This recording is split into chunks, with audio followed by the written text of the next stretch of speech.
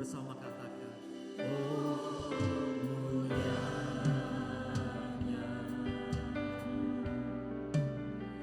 hadiratmu,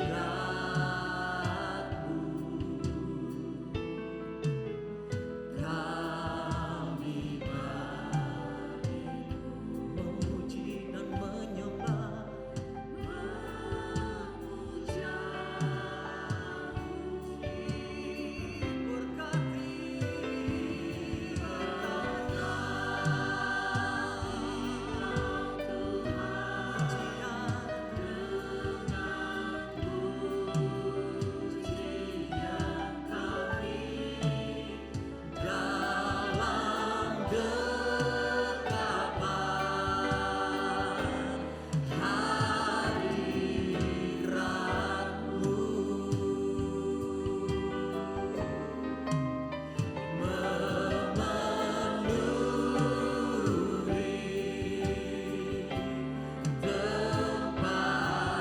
bersama-sama kita bangkit berdiri dan kita sembah Dia, katakan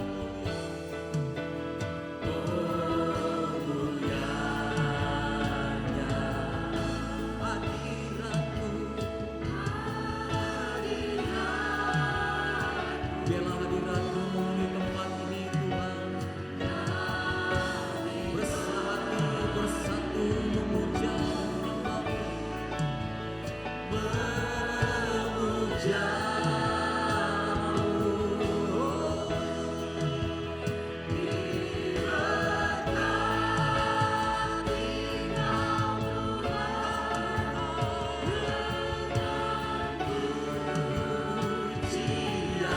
Kami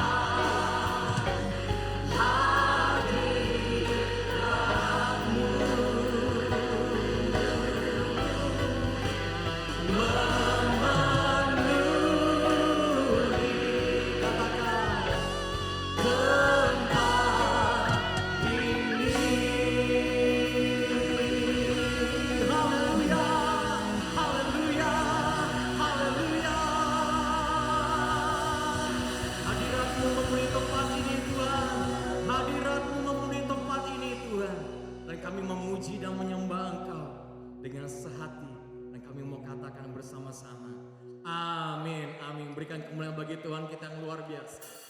Amin. Sebab nama Yesus nama di atas segala nama. Yang percaya dan bersandar kepada Dia akan mendapatkan kuat di dalam Dia. Haleluya.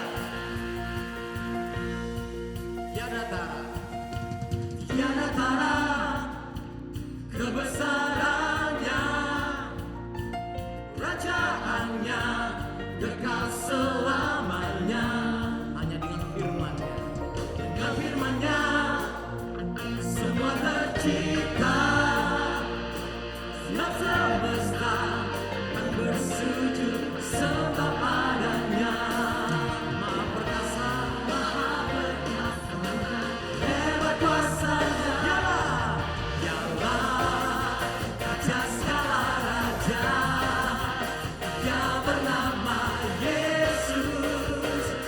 Dia Yesusku, hanya namanya yang berkuasa. Siapa? Hanya nama Yesus. Dia Yesusku.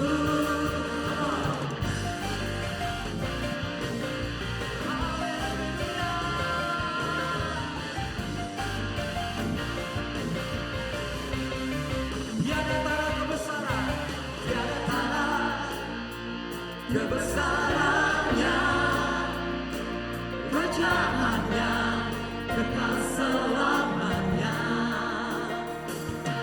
Dengan firman-Nya semua tercipta.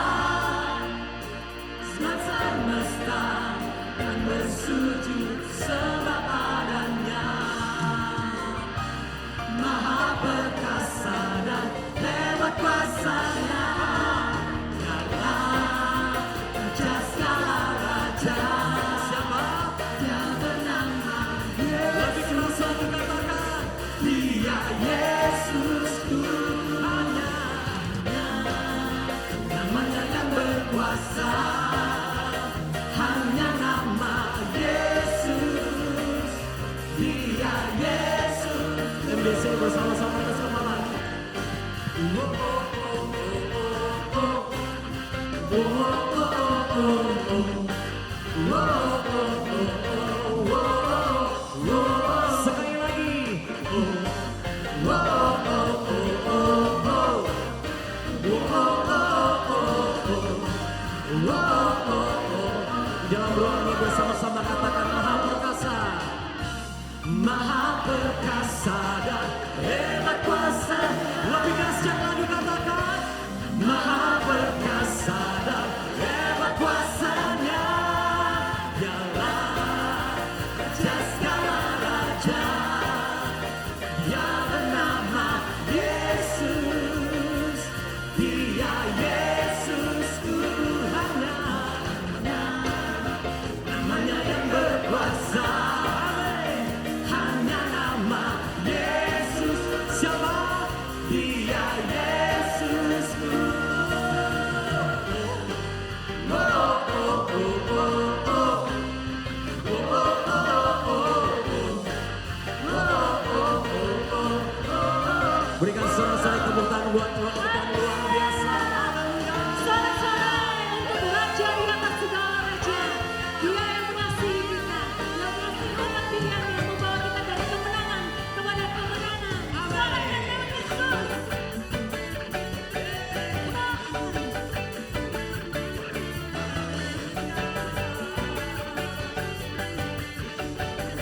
Mari sama-sama nyanyikan. Dalam seluruh hidup Hanya Tuhan Kau yang nyata. Kau nyata. Haleluya. Kemenangan di hidupku bukan karena hebatku, di dalam jiwaku Tuhan ku rasakan penuh. Imanku terus bertumbuh. Ku terus bertumbuh mencari kemenangan. Aku tak akan gentar, aku tak akan goyah, karena Engkau berjalan dari depanku. Kemenangan semuanya karena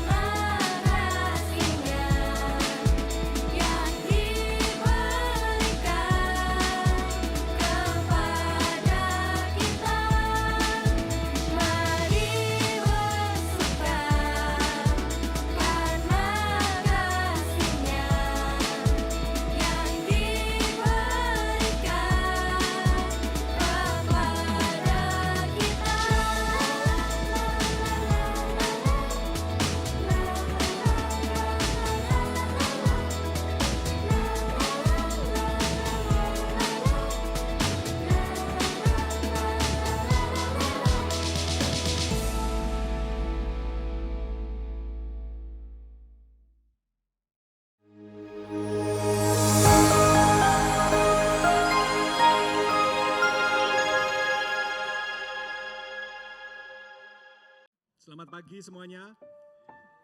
Puji Tuhan, hari yang baru yang Tuhan berikan kepada kita, kepercayaan yang baru yang Tuhan berikan kepada kita. Mari kita sama-sama baca ayat firman Tuhan yang menguatkan dan memulai ibadah kita pada pagi hari ini. 1, 2, 3. Jadi saudara-saudara, oleh darah Yesus kita sekarang penuh keberanian dapat masuk ke dalam tempat kudus. Karena ia telah membuka jalan yang baru dan yang hidup bagi kita melalui tabir, yaitu dirinya sendiri. Hanya oleh pengorbanan darah Yesus, oleh salib Kristus, kita selalu punya pengharapan setiap hari. Kita selalu punya kekuatan untuk datang kepada Tuhan Yesus. Menaikkan segala keluhan kita, menaikkan segala pergumulan kita, dan merasakan Dia tidak pernah meninggalkan kita. Dia menyertai kita. Dalam setiap pujian dan doa yang kita naikkan, selalu ada pertolongan dan kekuatan dari Tuhan.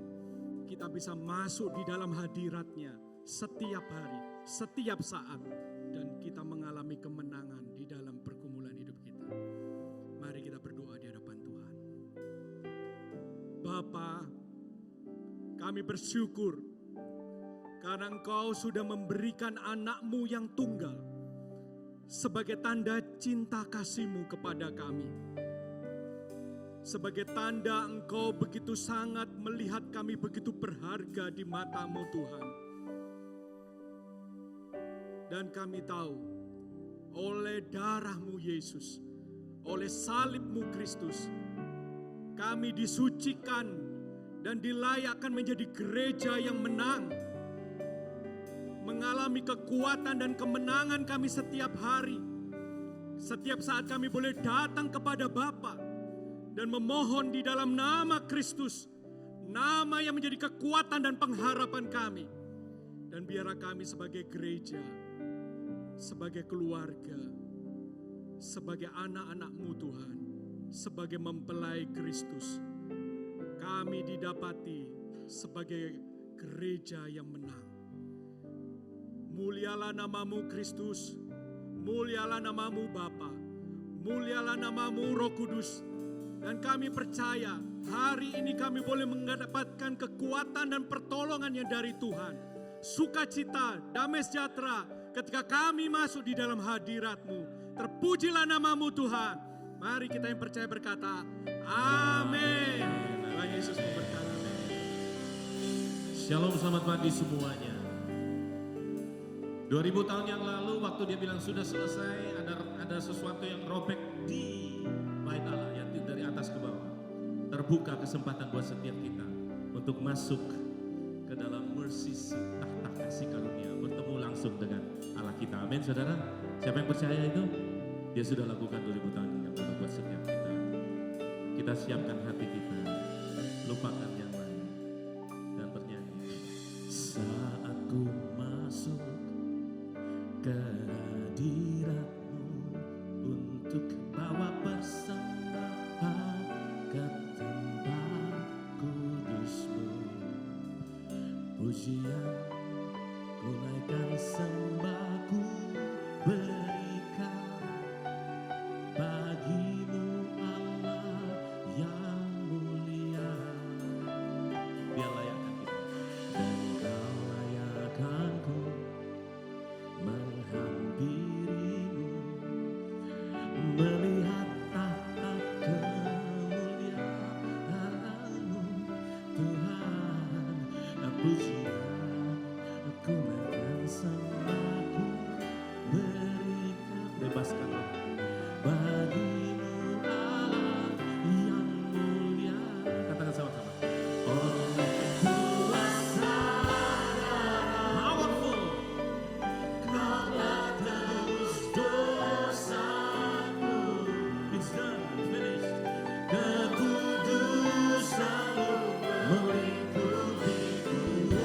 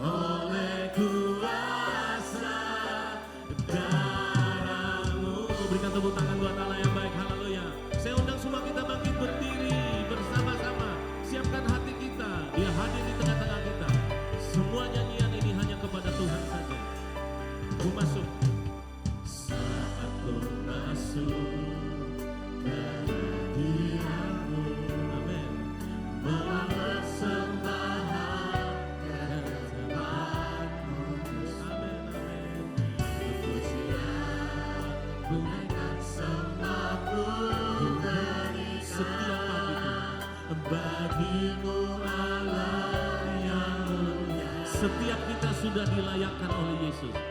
Dan kau layakkanku, amin, mengasihimu. Mari masuk, melihat tata kemuliaan-Mu Tuhan, dan pujian berikan sembah berikan bagimu. Bebaskan tangan saudara, buka yang lebar. Oleh kuasa, haleluya, Kau telah tebus dosa-dosaku, amin, amin. Kekudusan-Mu melingkupi His holiness, oh God. Kasih-Mu, amin, amin. Mengalir, haleluya. Katakan, sungguh besar anugerah-Mu, Kau selamatkan hidupku. Ku menjadi ciptaan yang baru oleh kuasa darah-Mu. Jemaat saja nyanyikan sama-sama, oleh kuasa darah-Mu. Nyanyikan sama-sama, oleh kuasa darah-Mu. Nyanyikan, Kau telah tebus dosa. Raja di atas segala raja yang memberikan hidupnya. Tirai sudah sobek. Kita masuk ke dalam tahta kasih karunia. Kasih-Mu mengalir, memulihkan hidupku. Wholeness, sungguh besar anugerah-Mu, amin. Kau selamatkan hidupku. Ku menjadi ciptaan yang baru, amin. Oleh kuasa darah-Mu. Katakan, oleh kuasa darah-Mu. Oleh kuasa darah-Mu, Kau telah tebus dosaku. Thank you, Lord. Haleluya. Kekudusan-Mu melingkupi seluruh hidupku. Dan kasih-Mu mengatakan, memulihkan hidupku. Mari bersyukur. Sungguh besar Kau selamatkan hidupku. Beda, ku menjadi ciptaan yang baru, amin. Oleh kuasa darah-Mu, oleh kuasa darah-Mu, oleh kuasa darah-Mu, haleluya. Oleh kuasa darah-Mu, Kau telah tebus dosa. Jaminan keselamatan, jaminan kemenangan ada di dalam Engkau, Tuhan. Terima kasih buat anugerah-Mu yang besar dan kasih-Mu mengalir, memulihkan keuangan, sakit, penyakit, semuanya. Sungguh besar anugerah-Mu, Kau selamatkan hidupku. Katakan, ku menjadi ciptaan, renewing of your mind, amin. Oleh kuasa darah-Mu, ku menjadi ciptaan yang baru. Oleh kuasa darah, katakan sama-sama, jadi ciptaan baru. Ku menjadi ciptaan yang baru. Oleh kuasa darah-Mu yang sudah ditebus. Berikan tepuk tangan yang meriah buat Allah yang baik. Haleluya. Terpujilah nama-Mu Tuhan. Terima kasih, kebaktian ini jadi atas nama Yesus. Semua yang percaya katakan amin. Sentuh kiri kanan saudara lah. Katakan sesuatu yang membangun di sebelah saudara. Berikan senyum. Kita memuji dan memuliakan nama Tuhan. Haleluya. Bapa Allah sumber kekuatan kita, amin. Amin. Kita mau memuji, menyembah Dia dengan segenap hati kita di tempat ini. Hey, tepuk tangan sama-sama yuk.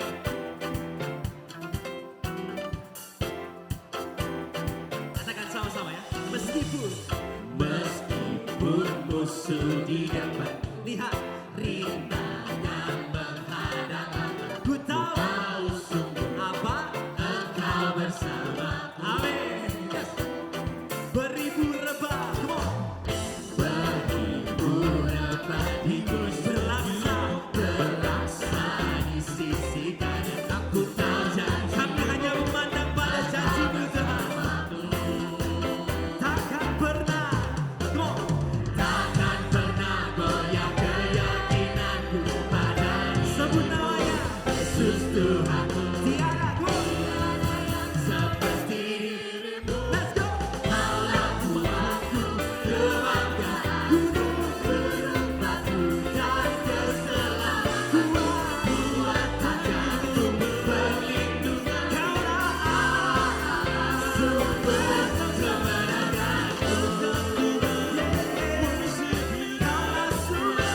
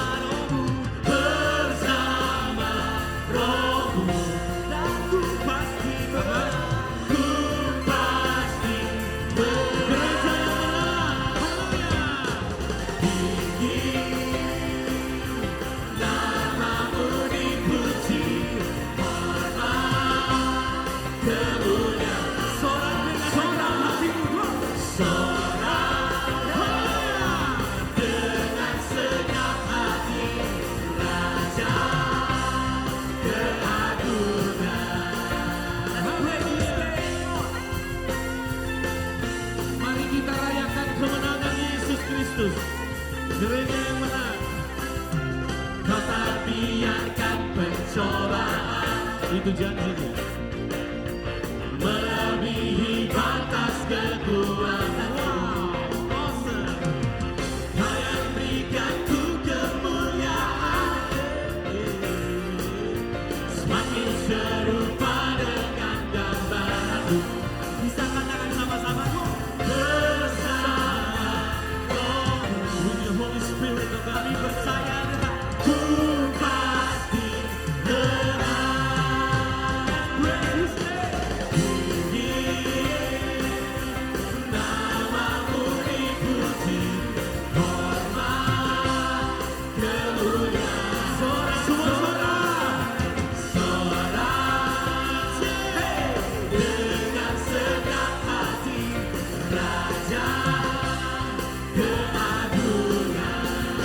Tepuk tangan sama-sama.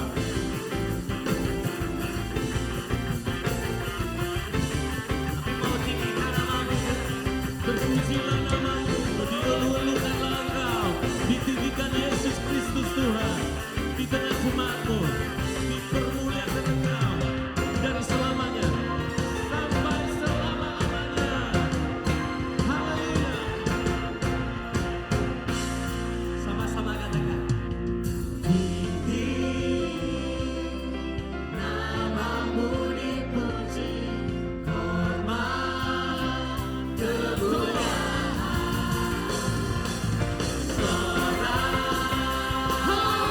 Dengan segenap hati, Raja keagungan. Dengan segenap hati, tinggi namamu dipuji, kemuliaan.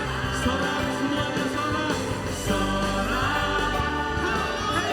Dengan segenap hati, Raja keagungan. Dialah Raja kita, Raja keagungan. Yesuslah Raja, Raja keagungan. Dialah segalanya. Haleluya. Bagiku Kaulah tiada bandingnya, Tuhanku Yesus. Sekali lagi semuanya. Bagiku Kaulah tiada bandingnya, Tuhanku Yesus. Segalanya bagiku. Besar dan ajaib perbuatanmu, bagi yang percaya kami kemuliaan. In His word, mari sama-sama naikkan syukur. Yesusku perkasa, Yesusku mulia, Dia Raja segala. Sekali lagi, MDC besar, besar dan ajaib perbuatanmu. Great is your faithfulness, O God. Yang percaya kemenangan. Come on. Diriku takkan naikkan syukur.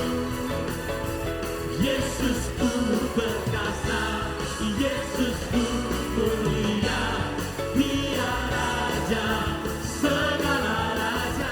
Yesuslah Raja segala raja. Tuhanlah Raja segala raja.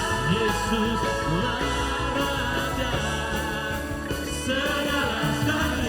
Yesuslah Raja. Dia Raja di atas segala raja. Haleluya. Firman Tuhan berkata kita bukan hanya pemenang, tapi kita lebih dari pemenang. Amin. Amin. Berikan tepuk tangan buat Allah yang baik. Bapak Ibu semua yang tercinta, silakan duduk di balkon maupun yang di bawah. Haleluya Tuhan Yesus. Hanya di dalam-Mu Tuhan, kami boleh beroleh kekuatan yang baru. Kami boleh beroleh kemenangan demi kemenangan di dalam-Mu. Kami bawa hidup kami Tuhan. Kami persembahkan kehidupan kami Tuhan.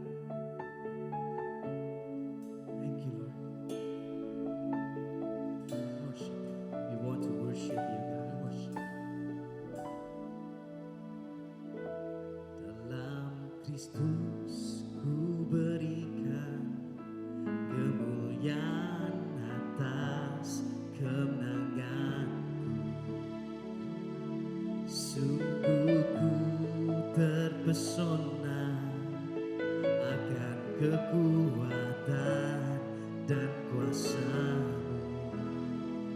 Tak dapat, oh tak dapat ku mengukurnya, namun semuanya, yes, tak dapat menyamai anugerah-Mu yang ku terima. Sama-sama dalam Kristus kami percaya,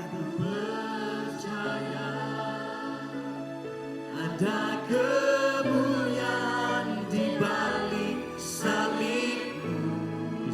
Kami nyatakan, aku nyatakan kemenangan dari-Mu. Kekuatanku, harapanku hanya Yesus, hanya dalam-Mu Tuhan.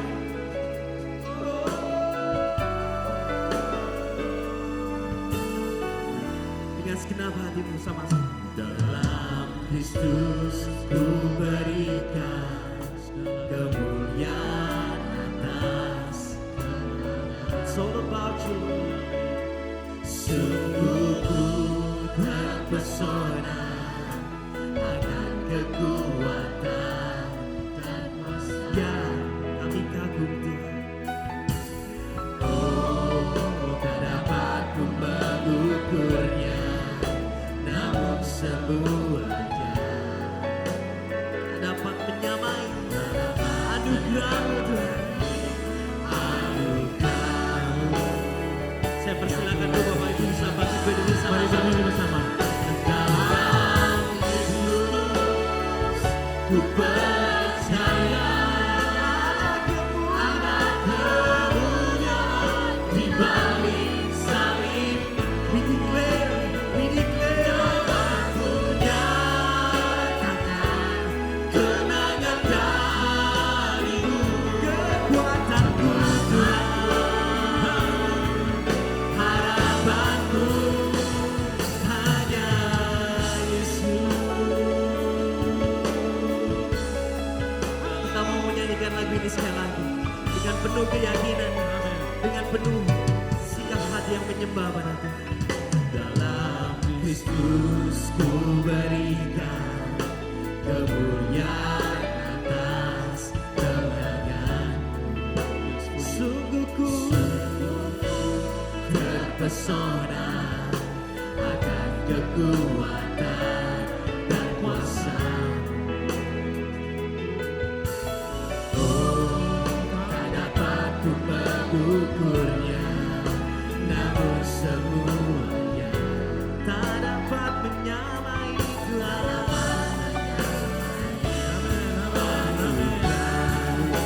Yang kami terima, dalam Kristus ku percaya, ada kemuliaan di balik salib, dan aku nyatakan kemenangan dari-Mu. Kekuatanku, harapanku hanya Yesus. Mari sembah Dia, ku bersyukur Tuhan, segala kemenanganku hanya dari-Mu.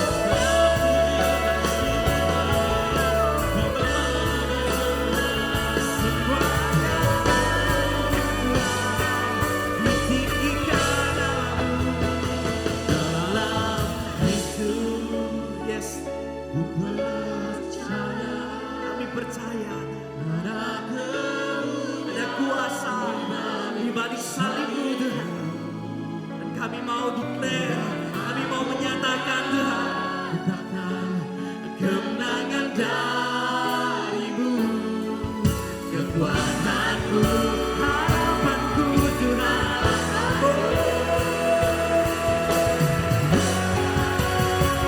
Dalam Kristus ku percaya,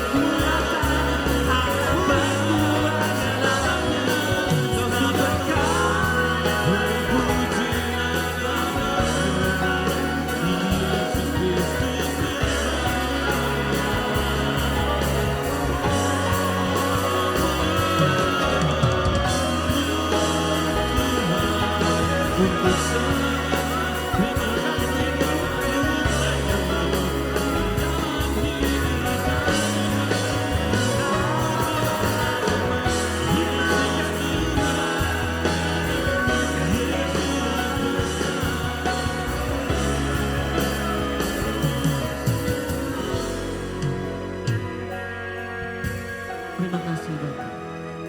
Terima kasih buat karya-Mu yang besar dalam kehidupan kami dan Kau hadir di tengah-tengah kami.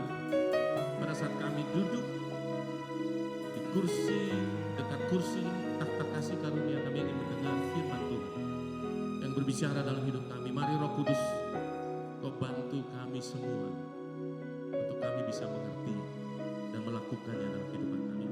Berkati hamba-Mu yang akan menyampaikan firman. Berkati kami semua. Terima kasih Bapak, kami mengucap syukur bisa dengar firman Tuhan lagi. Bisa dengar firman Tuhan lagi. Terima kasih Bapak, hanya di dalam nama Tuhan Yesus Kristus. Semua yang siap mendengarkan firman Tuhan berkata, amin. Berikan tepuk tangan buat Allah yang baik. Bapak Ibu silakan duduk. Silakan saudara duduk kembali. Saudara, sebelum Pak Cipto Kusno untuk menyampaikan firman Tuhan, ada satu pengumuman. Selamat pagi, shalom semuanya. Hari ini kita akan memasuki minggu kelima dari seri 7 surat kepada gereja-gereja. Ketika saya mulai membaca apa isi daripada surat kepada gereja di Sardis, saya mulai mempelajari surat-surat kepada gereja-gereja yang lain. 7 surat kepada gereja-gereja ini menurut saya sudah menunjukkan atau menjadi satu cerminan bagi kita untuk bisa melihat bagaimana kehidupan kita. Apakah kita ini termasuk yang dipuji oleh Tuhan atau diingatkan oleh Tuhan atau bahkan ditegur oleh Tuhan. Tapi saya percaya semua surat ini diberikan kepada gereja tujuannya untuk menjadikan gereja itu gereja yang menang. Amin. Bukan tujuannya untuk menakut-nakuti kita, bukan tujuannya untuk melemahkan kita, tapi saya percaya di dalam setiap surat yang Tuhan berikan kepada semua gereja-gereja ini, tujuannya supaya pada akhir daripada kehidupan kita, kita menjadi orang-orang yang menang. Kita, kalau saudara ingat di minggu yang pertama, di gereja yang pertama, gereja Efesus, gereja Efesus ini gereja yang luar biasa, gereja yang berjeri lelah, gereja yang rajin, gereja yang tekun, bahkan dikatakan gereja yang peka sekali terhadap ajaran-ajaran yang sesat atau nabi-nabi palsu. Tapi kemudian Tuhan ingatkan bahwa mereka sudah meninggalkan kasih-Nya yang mula-mula. Minggu yang kedua, surat kepada gereja yang kedua yaitu kepada gereja di Smyrna. Kebetulan saya membawakan ini di CW 3 minggu yang lalu, diceritakan tentang gereja di Smyrna ini gereja yang susah, gereja yang miskin, gereja yang dianiaya. Tapi ada pujian yang besar dari Tuhan, dikatakan meskipun menurut dunia mereka ini susah, sedih, keadaannya berat, dianiaya, tapi Tuhan katakan engkau kaya. Kita mau semua seperti itu ya, Tuhan memberikan pujian bagi kita. Minggu yang ketiga kita belajar tentang gereja yang di Pergamus. Gereja yang di Pergamus ini gereja yang sungguh-sungguh melayani Tuhan, berani berdiri akan keyakinannya atas nama Tuhan. Bahkan ketika mereka mengalami aniaya dan ada yang sampai dibunuh, mereka tidak menyangkali nama Tuhan. Kemudian Tuhan mengingatkan, tapi ada sekelompok orang di sana yang mempercayai ajaran yang sesat, ajaran Bileam. Dan Tuhan mengingatkan untuk mereka bertobat dan meninggalkan itu. Di minggu yang keempat, minggu lalu kita belajar tentang gereja Tiatira. Belajar untuk menjaga kekudusan. Saya percaya di dalam setiap minggu-minggu yang kita pelajari hari-hari ini, Tuhan itu sedang memurnikan jemaatnya. Saya percaya pada akhir daripada apa yang kita pelajari, kita akan menjadi gereja yang dipulihkan, gereja yang kuat, gereja yang berkemenangan. Ada amin? Kok saya nggak percaya saudara, sungguh-sungguh percaya apa yang saya katakan. Pada akhir daripada 7 minggu ini kita akan belajar, diingatkan, ditegur, dipuji, disemangati. Tujuannya supaya kita menjadi gereja yang hidup, gereja yang dipulihkan, dan gereja yang berkemenangan. Terima kasih. Tepuk tangan untuk Tuhan Yesus. Kita akan belajar hari ini tentang gereja yang kelima dari kitab Wahyu pasalnya yang ketiga ayatnya yang pertama, gereja di Sardis, jemaat di Sardis. Dan tuliskanlah kepada malaikat jemaat di Sardis, inilah firman Dia yang memiliki ketujuh roh Allah dan ketujuh bintang itu. Aku tahu segala pekerjaanmu, engkau dikatakan hidup padahal engkau mati. Bangunlah dan kuatkanlah apa yang masih tinggal yang sudah hampir mati. Sebab tidak satu pun dari pekerjaanmu aku dapati sempurna di hadapan Allahku. Karena itu ingatlah bagaimana engkau telah menerima dan mendengarnya. Turutilah itu dan bertobatlah. Karena jikalau engkau tidak berjaga-jaga, aku akan datang sebagai pencuri. Dan engkau tidak tahu pada waktu manakah aku tiba-tiba datang kepadamu. Ayat yang keempat, tetapi di Sardis ada beberapa orang yang tidak mencemarkan pakaiannya. Mereka akan berjalan dengan aku dalam pakaian putih, karena mereka adalah layak untuk itu. Barang siapa menang, ia akan dikenakan pakaian putih yang demikian. Aku tidak akan menghapus namanya dari kitab kehidupan, melainkan aku akan mengaku namanya di hadapan Bapakku dan di hadapan para malaikatnya. Siapa bertelinga, hendaklah ia mendengarkan apa yang dikatakan Roh kepada jemaat-jemaat. Ketika kita membaca di surat-surat sebelumnya, saya ketika membaca ini ada sedikit perbedaan atau perbedaan yang cukup besar.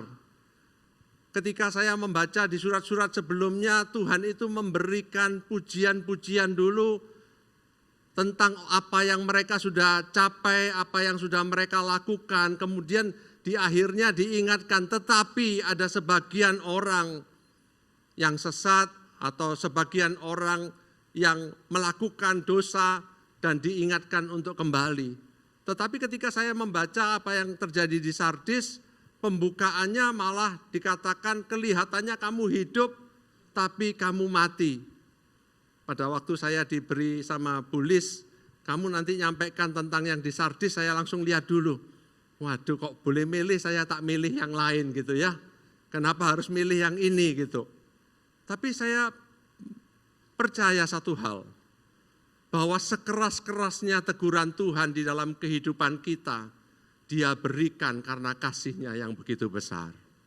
Maka dari itu ketika Daud jatuh di dalam dosa dan disuruh memilih, dia mengatakan lebih baik aku jatuh di tangan Tuhanku. Karena dia tahu ketika dia hancur, Tuhan itu sanggup memulihkan. Sekeras-kerasnya teguran Tuhan dalam hidup kita, itu Dia berikan karena kasih-Nya yang besar di dalam hidup kita.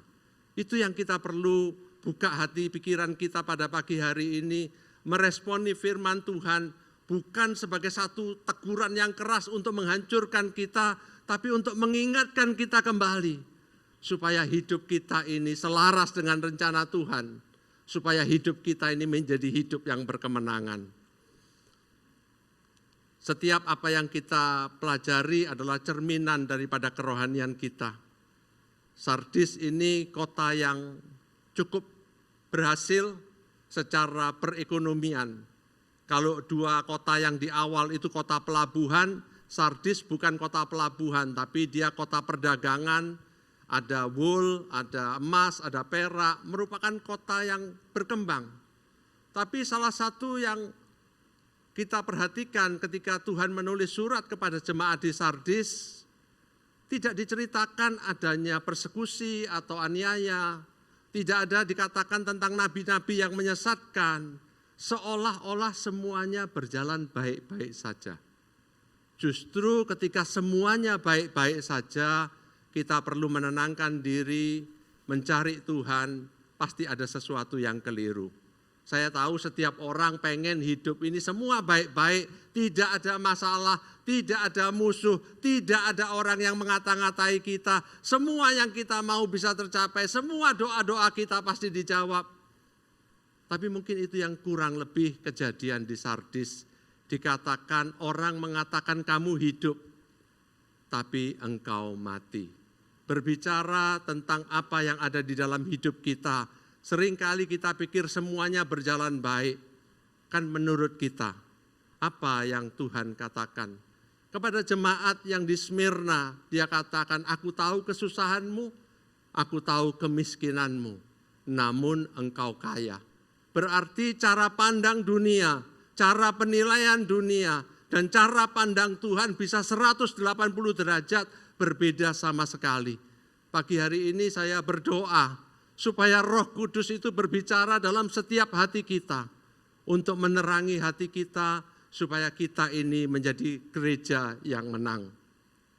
Yang pertama, Tuhan berbicara di Wahyu 3 ayat yang pertama dikatakan, dan tuliskanlah kepada malaikat jemaat di Sardis, inilah firman Dia yang memiliki ketujuh roh Allah dan ketujuh bintang itu.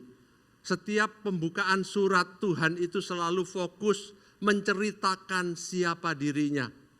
Terutama ketika dia memilih ulasan tentang dirinya, Tuhan juga menceritakan itu kurang lebih ada hubungannya dengan isi yang mau disampaikan. Ketika Tuhan memperkenalkan diri kepada gereja yang di Efesus, Tuhan mengingatkan mereka bahwa Dia Tuhan yang memegang 7 bintang, yang berjalan di antara ketujuh kaki dian emas. Dia berbicara tentang kedekatannya dengan gereja-gerejanya. Dan dia berbicara tentang hati yang sudah kehilangan kasih yang mula-mula. Ketika dia berbicara kepada gereja di Smyrna, gereja yang tinggal di dalam aniaya, gereja yang susah, gereja yang miskin, gereja yang berkekurangan, yang penuh dengan kesedihan. Dia mengingatkan, akulah yang awal dan yang akhir. Akulah yang mati dan hidup kembali.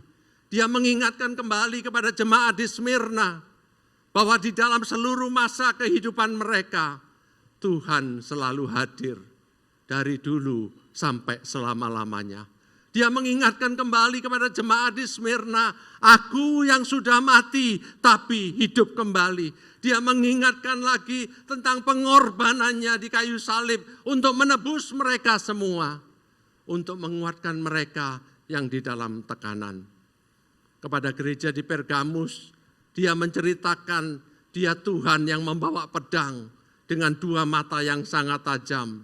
Kemudian dia berbicara tentang ajaran Bileam. Ketika dia ngomong dengan gereja di Tiatira, dia berubah lagi. Dia katakan dia Tuhan, anak Allah yang matanya seperti nyala api. Dan kemudian dia berbicara tentang Isabel di dalam gereja. Tapi pada hari ini dia mengatakan kepada jemaat yang ada di Sardis, dia katakan, akulah dia yang memiliki ketujuh roh Allah. Dia yang mempunyai kehidupan setiap kita. Saya percaya Tuhan mau memfokuskan kita kembali bahwa Tuhan itu yang satu-satunya. Kita bisa punya banyak program, kita punya banyak pelayanan, kita bisa punya banyak segalanya di dalam kehidupan kita. Pertanyaannya, apakah kita masih punya Roh Kudus di dalam hidup kita? Apakah hati kita masih menyala-nyala? Apakah kita masih seperti dulu ketika kita baru bertobat? Hidup ini rasanya segalanya untuk Tuhan. Hari-hari ini kebanyakan kita sudah mapan. Bahkan saya masih ingat ketika saya pertama kali di gereja ini, parkir masih mudah. Sekarang parkir tambah susah. Pada waktu 10 tahun yang lalu kita mau ke CW, salah satu yang disuruh survei adalah berapa mobil dan berapa motor, karena motor juga harus dipikirkan di sana. Ternyata di gereja ini banyak yang punya mobil, sudah sedikit yang naik motor. Berarti ada perubahan, hidup jadi semakin enak, hidup semakin mapan, semuanya kelihatan semakin baik. Pertanyaannya adalah, apakah roh Allah semakin besar di dalam kehidupan kita? Jangan-jangan kemapanan yang kita punya sangat mirip dengan apa yang terjadi di Sardis. Orang lihat kita ini gereja yang luar biasa. Kita ini gereja yang diberkati. Orang-orangnya diberkati Tuhan, semuanya makmur. Tapi kita bisa kehilangan yang paling esensi, yaitu Tuhan sendiri. Kita bisa mengandalkan puji-pujian yang bagus, pembicara yang hebat-hebat. Tapi yang lebih penting daripada semuanya adalah Tuhan hadir di dalam kehidupan kita. Ada beberapa orang itu ngomong sama saya, jadi mumpung ada Pak Andreas tak sampaikan aja di sini. Sampai nokoan, kalau ngundang itu pembicara yang hebat-hebat.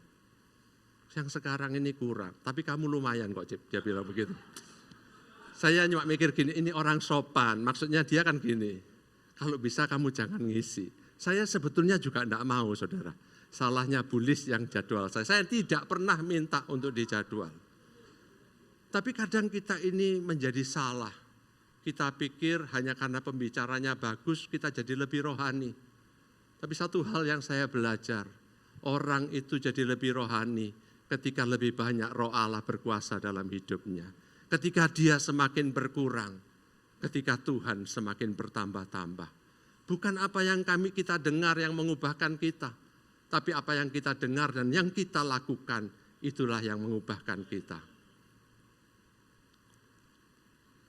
Bagian yang kedua dikatakan hidup tapi mati. Aku tahu segala pekerjaanmu, engkau dikatakan hidup padahal engkau mati. Bangunlah dan kuatkanlah apa yang masih tinggal, yang sudah hampir mati. Sebab tidak satu pun dari pekerjaanmu aku dapati sempurna di hadapan Allahku.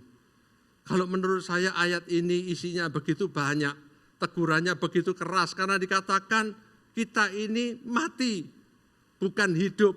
Dan dikatakan tidak satu pun dari pekerjaanmu aku dapati sempurna. Loh, tidak ada satu pun yang dikatakan teguran ini kepada Sardis. Kalau dipikir-pikir ketika dia ngomong sama gereja di Pergamus, Tuhan ngomong bahwa pekerjaanmu yang sekarang ini lebih besar, lebih banyak daripada dulu. Justru kepada jemaat yang di Sardis, Tuhan menegur keras. Kenapa kok Sardis ini bisa tenang-tenang? Padahal gereja-gereja yang lain di dalam aniaya, mereka punya banyak masalah. Jangan-jangan gereja di Sardis ini paling pinter-pinter orangnya, bisa berevolusi supaya bisa diterima oleh orang-orang. Mereka berkompromi, bukan hanya kompromi, komprominya sudah sampai maksimal sehingga enggak kelihatan lagi, tidak ada orang lagi yang mencela dia, tidak ada orang lagi yang mengata-ngatai bahwa dia ini enggak benar. Mereka semua bisa terima. Di kota itu pun mereka bisa diterima dengan baik, mereka bisa makmur, mereka bisa bekerja, diterima semuanya. Mengingatkan saya ketika saya masih SMA. Ketika saya masih SMA, saya ke gereja sekali-sekali, tapi sekolah saya sekolah Kristen, SMA Kristen di Kalianyar. Saya ya sekali-sekali kan ke gereja semester satu semester sekali minimal pasti sekolah ngajak ke gereja. Sampai satu kali di kelas saya memperhatikan ada beberapa orang itu berubah saudara. Yang dulunya tenang-tenang, tiba-tiba sudah tidak tenang lagi, ngomongnya selalu Yesus, Yesus. Dikit-dikit ngomongnya persekutuan, dikit-dikit ngomong soal pertobatan. Saya ini kan ketua kelas. Saya termasuk ya enggak baik-baik sekali di kelas, tapi saya cukup pinter di kelas. Gitu saudara. Ya ngobrol-ngobrol sedikit enggak apa-apa ya. Gitu. Kemudian di depan saya ada dua teman yang aktif di persekutuan, yang tiba-tiba bertobat, kemudian cara bicaranya tiba-tiba berubah. Kalau dulu di kelas itu ada yang namanya istilah gotong royong saudara ya, saling membantu, saling nyuntui, kan gitu. Tiba-tiba enggak mau semua, wis enggak usah contoh-contohan apa, semua enggak mau. saya godain, kalau tes saya ngomongnya keras-keras, pengen tahu ditulis apa enggak kan gitu ya. Dan akhirnya saya belajar, ternyata orang yang di depan saya dua ini setelah saya bertobat, dia cerita bahwa saya termasuk orang yang didoakan, ditaruh list nomor 1. Wah, cukup membanggakan. Harus bertobat duluan gitu, saudara ya. Yang di depan saya itu Bu Mariani, pinggirnya Bu Indayani, saudara. Ya, Tuhan itu kan punya selera humor yang luar biasa. Gitu. Saya kemudian lulus, saya tetap pergi gereja. Saya cuma tahu saya pernah punya teman-teman yang menurut saya anggap pada waktu itu ya nggak waras lah gitu ya. Untung Bu Mariani nggak ada di sini pagi ini. Jangan disampaikan kawan ya. Saya pikir seperti itu. Kemudian saya ke Amerika. Oh gitu ya. Terus kemudian saya ke Amerika, saudara. Saya karena didoakan, saya kenal Tuhan. Terus penyakit itu ternyata nular sama saya, saudara. Teman-teman saya ngomong saya juga enggak waras, sesat. Setiap kali saya ketemu orang, saya juga berusaha untuk menginjil. Saya pakai semua cara untuk bawa orang bisa ke gereja. Kalau ada orang Indonesia baru datang, kita antar karena harus lapor di Konjen RI di Houston, saya di Austin. Nyetir 3 jam, pulang pergi 6 jam. Punya waktu di mobil untuk menginjili orang-orang baru. Oh, jadi terkenal Cipto itu termasuk sesat. Tapi dikata-katai sesat, saya semakin senang, semakin semangat. Kalau ke gereja, bersyukur saya punya mobil meskipun kecil, saya jemputin orang-orang ke gereja. Sekali jemput tidak cukup, saya jemputin lagi 2 kali, saudara. Supaya orang-orang bisa ke gereja. Hari ini saya bisa berdiri di sini, gereja yang luar biasa. Terima kasih para penatua yang memberi saya kesempatan. Kalau dipikir-pikir, seolah-olah pencapaiannya jauh lebih besar. Tapi ketika saya membaca ayat-ayat ini, saya merenungkan kembali. Apakah yang di luar yang kelihatannya itu lebih, pencapaian yang lebih besar?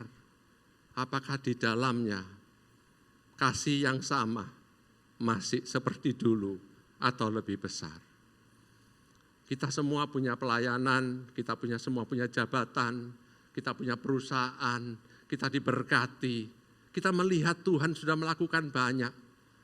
Pertanyaan saya cuma satu kepada diri saya dan kepada setiap kita. Apakah kasih yang mula-mula, yang membakar hidup kita, nama yang menggetarkan hati kita masih ada di sana? Apakah api itu semakin besar atau api itu mulai padam dan kita merasa, aku sudah sampai di sini loh. Aku bisa katakan kepada orang-orang yang teman-teman saya, aku sudah khotbah loh di MDC. Berapa banyak orang pengen khotbah. Tapi kemudian saya menyadari Tuhan mau yang di dalam. Tuhan tidak pernah impress sama kita dengan apa yang kita lakukan. Tapi Dia mau membangun satu relasi yang membuat kita, kasih kita terus bertumbuh. Kenapa orang bisa mati rohani? Karena kita sudah puas. Banyak orang kalau disuruh, tidak usah ginilah, cukup sekarang ini wis cukup. Aku kan ya wis pelayanan. Untuk apa aku lebih jauh lagi? Segini aja. Pertanyaan saya pagi hari ini, apakah kita masih mau terus sama Tuhan? Apakah kita masih mau bertumbuh dengan Tuhan? Atau kita rasa ya cukup segini? Ketika kita sudah mulai merasa kita ini cukup, bahaya itu mulai masuk, saudara. Karena tidak ada yang namanya garis mendatar. Kalau kita terus mengejar Tuhan, kita naik, semakin kenal Dia. Begitu kita memutuskan sudah cukup, tidak ada garis datar, yang ada cuma garis turun. Orang yang sudah mengatakan aku sudah cukup, aku sudah sampai, aku nggak perlu terus lagi, segini aja cukup. Kemungkinan besar kita mulai turun kehidupan kita. Tuhan mau kita punya kelaparan yang lebih akan Tuhan. Kalau dulu kita berkorban, kita sekarang mau berkorban lebih banyak untuk Tuhan. Kita tidak mengukur kerohanian kita dengan jabatan kita. Kita tidak mengukur kerohanian kita dengan apa yang kita bisa capai. Yang bisa mengukur hanya firman Tuhan. Cermin yang jernih itu untuk melihat di mana kita. Yang kedua, ketika kita sudah mulai puas secara rohani, kita nggak mau masuk maju lagi. Ada yang namanya dosa-dosa kecil yang kita biarkan masuk di dalam hidup kita.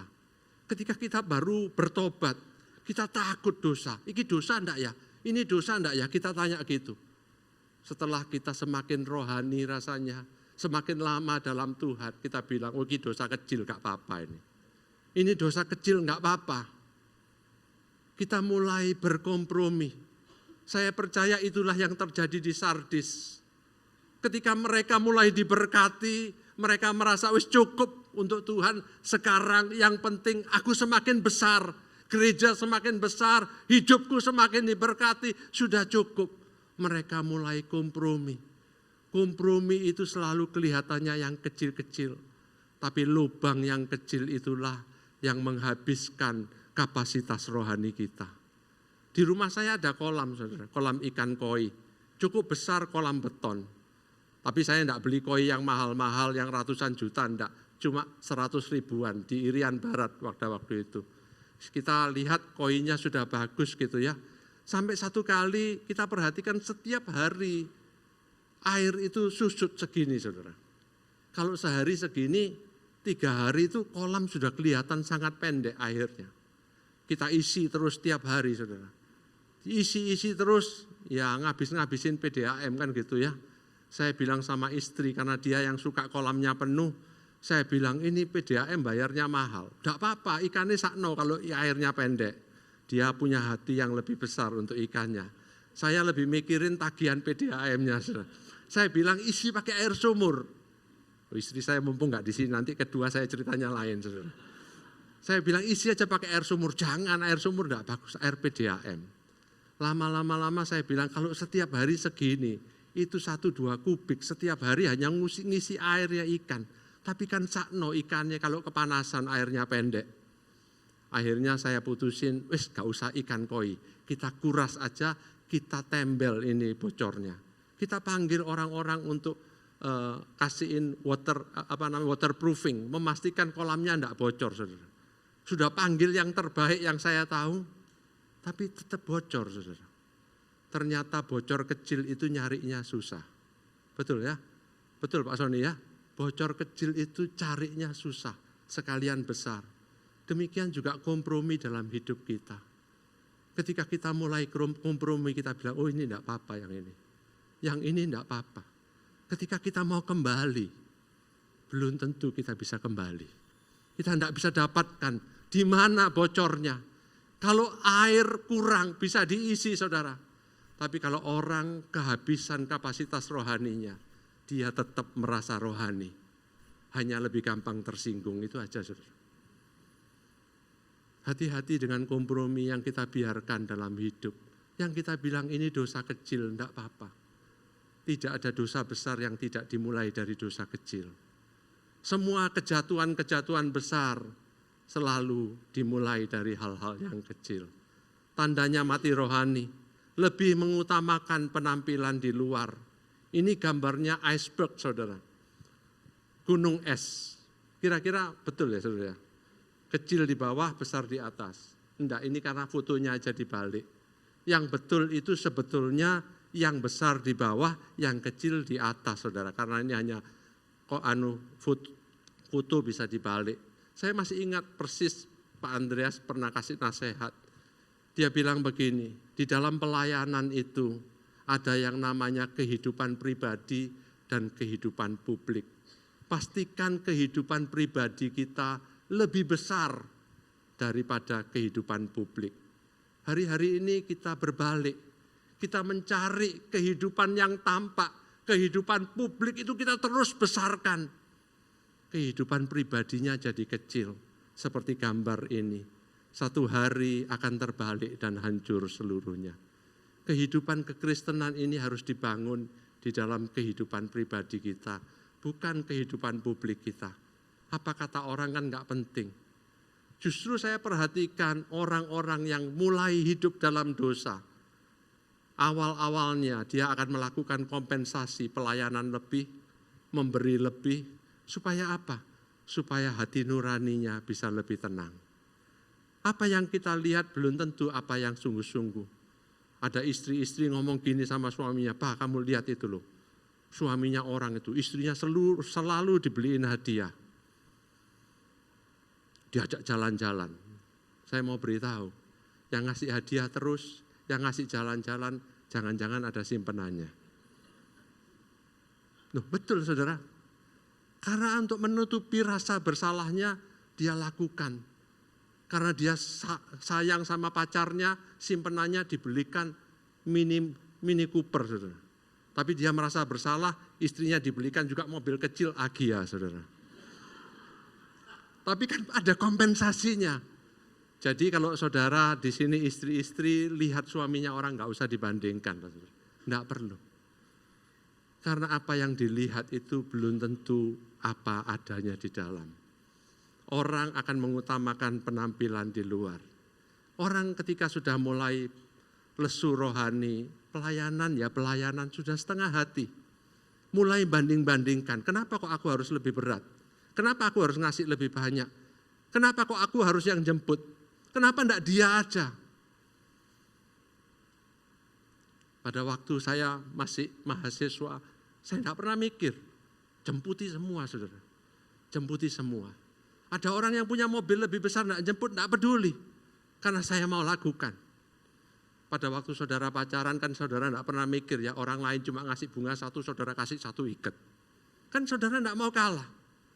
Tapi ketika kasih kita sama Tuhan sudah mulai dingin, kita mulai hitung-hitungan. Ngapain aku harus kasih lebih banyak daripada orang lain? Tanda yang mati rohani selalu berbagi kekecewaan atau sakit hati. Begitu duduk, ngajak makan, kita baru duduk makan, kamu tahu Cip, ini, kamu tahu ini.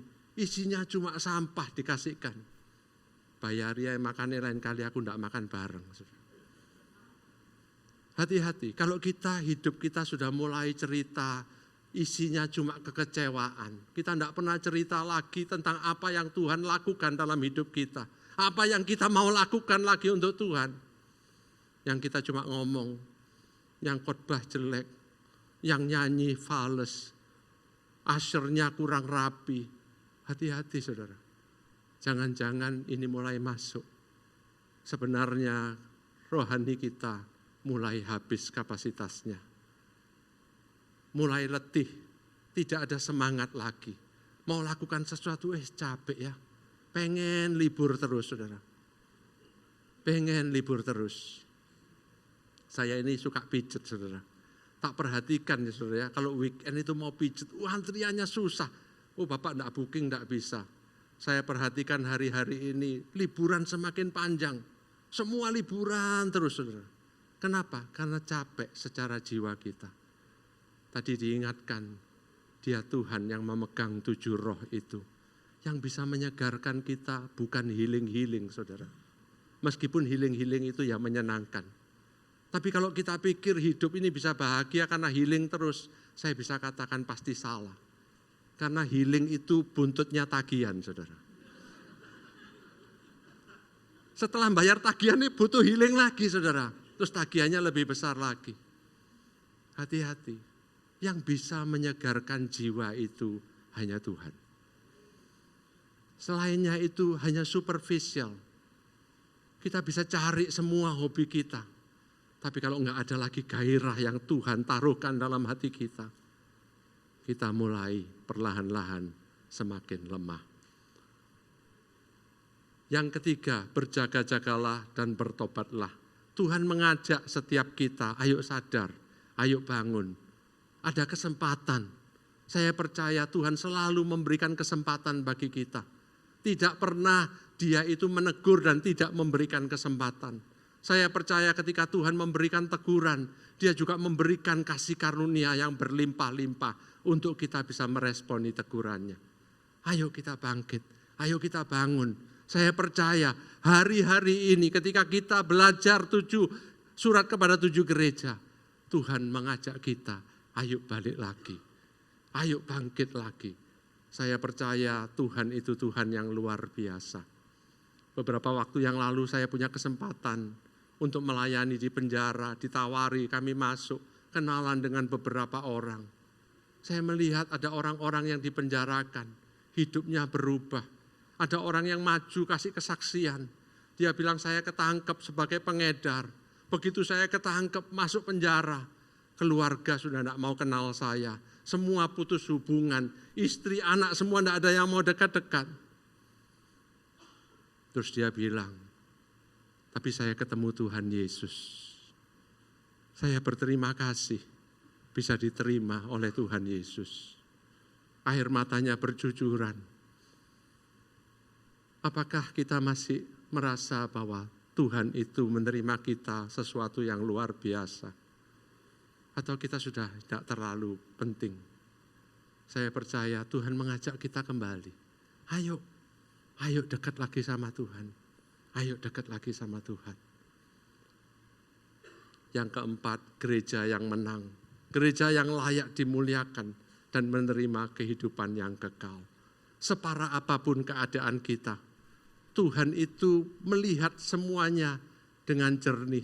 Dia tegur hal-hal yang salah, tapi dia ingatkan bahwa di Sardis, di mana semua orang sudah kompromi, masih ada orang-orang yang memegang jubah itu tetap putih. Hidup sungguh-sungguh mengikut Tuhan. Tidak peduli orang lain seperti apa. Dia mengkhususkan dirinya untuk melayani Tuhan.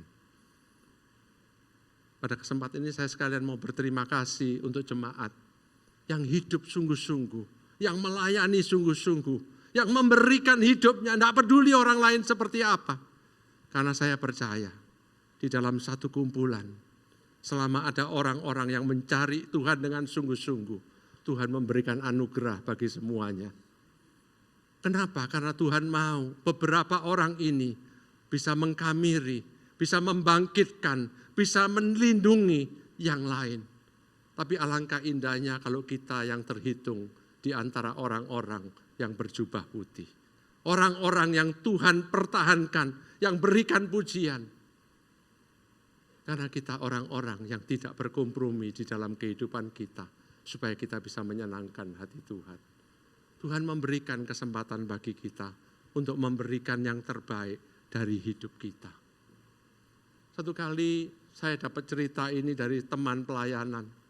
Dia bilang, Cip, aku baru pulang dari Jawa Tengah. Mengunjungi seorang yang sangat kaya. Dia bilang, pengusaha Kristen ini kaya sekali, usahanya sangat besar di Kalimantan. Ditawarin untuk ikut pelayanan, berikan hidupmu untuk melayani. Dia bilang, enggak, aku enggak mau dulu sekarang. Nunggu nanti agak tua aja.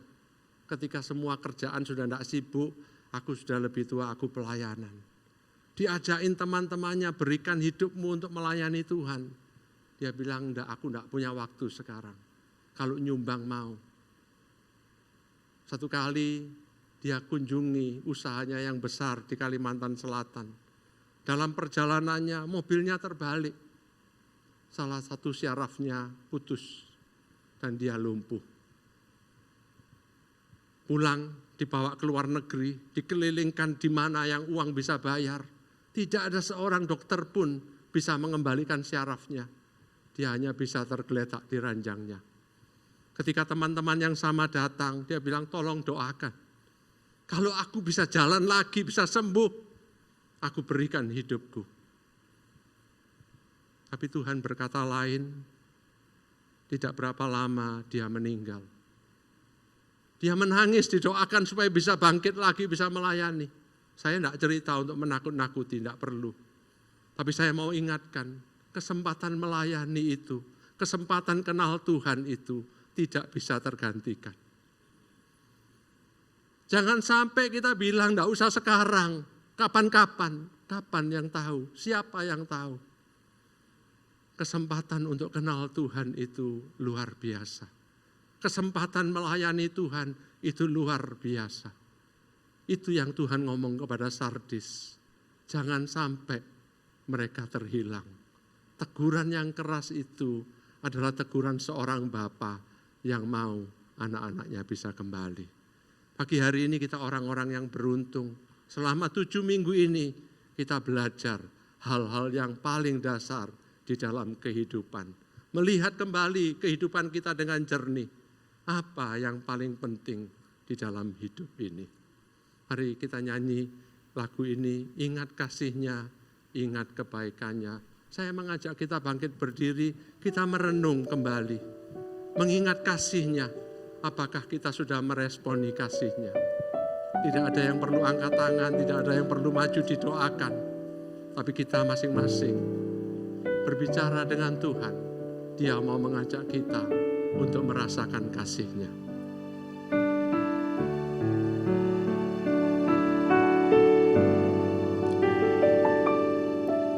Ingat kasih-Nya, ingat kebaikan-Nya,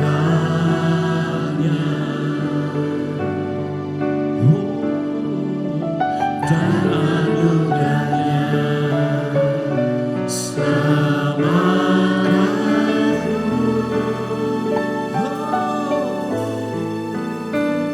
sebab kasih-Nya setinggi langit, kasih setia Allah Bapa kita.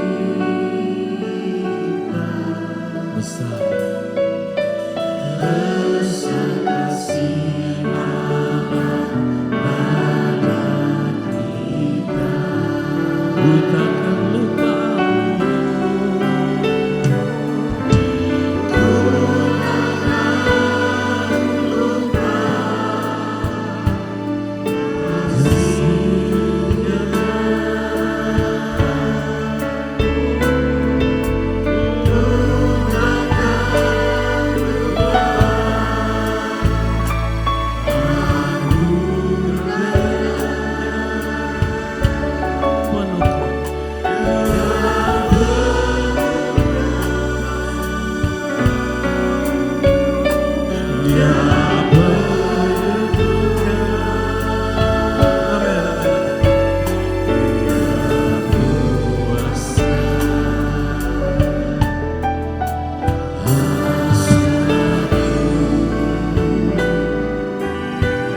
Dari hati kita katakan sama.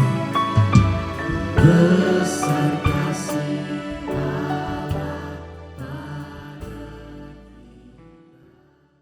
bagiku, Kaulah tiada bandingnya, Tuhanku Yesus. Segala oh bagiku, Kaulah tiada bandingnya, Tuhanku Yesus. Segalanya bagiku. Besar dan ajaib perbuatanmu, bagi yang percaya Kau beri kemenangan. Hidupku datang naikkan syukur, Yesusku berkasa, Yesusku mulia, Dia Raja segala raja. Besar dan ajaib, oh besar dan ajaib perbuatanmu. Bagi siapa? Bagi yang percaya kami kemenangan. Ini ku datang naikkan syukur, Yesusku berkasa, Yesusku mulia, Dia Raja segala raja.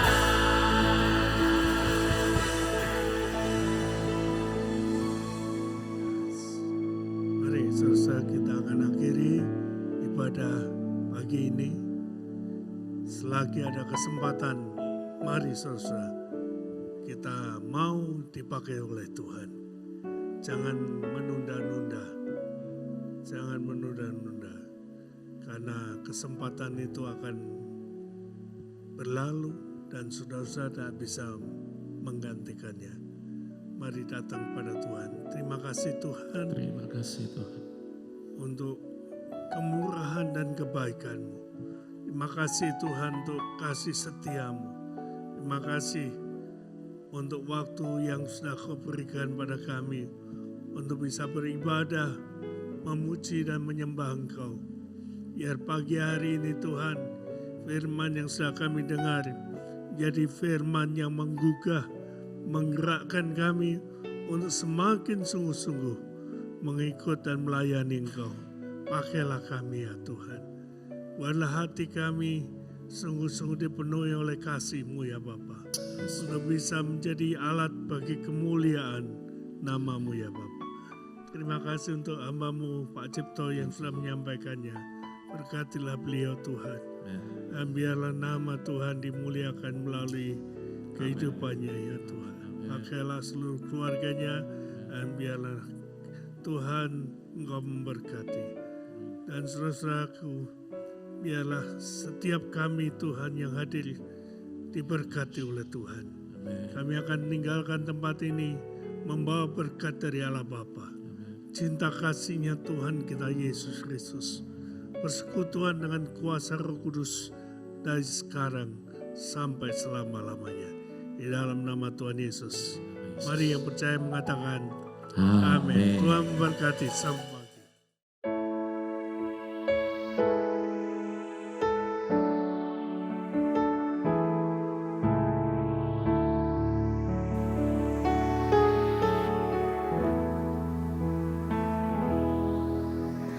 Allah Yahweh yang besar,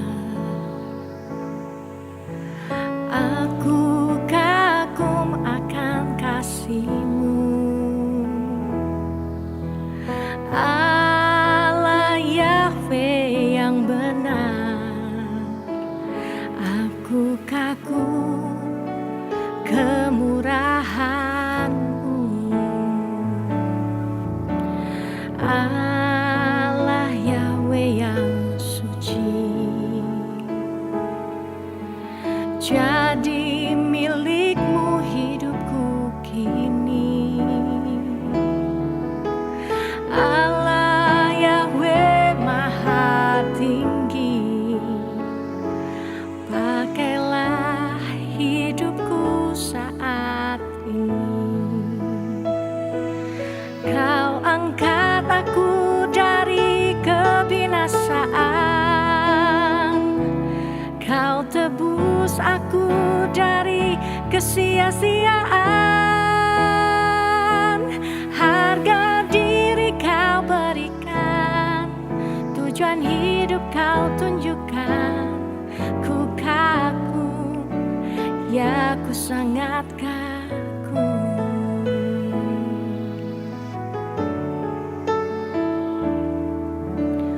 Allah Yahweh yang suci, jadi milik-Mu hidupku kini.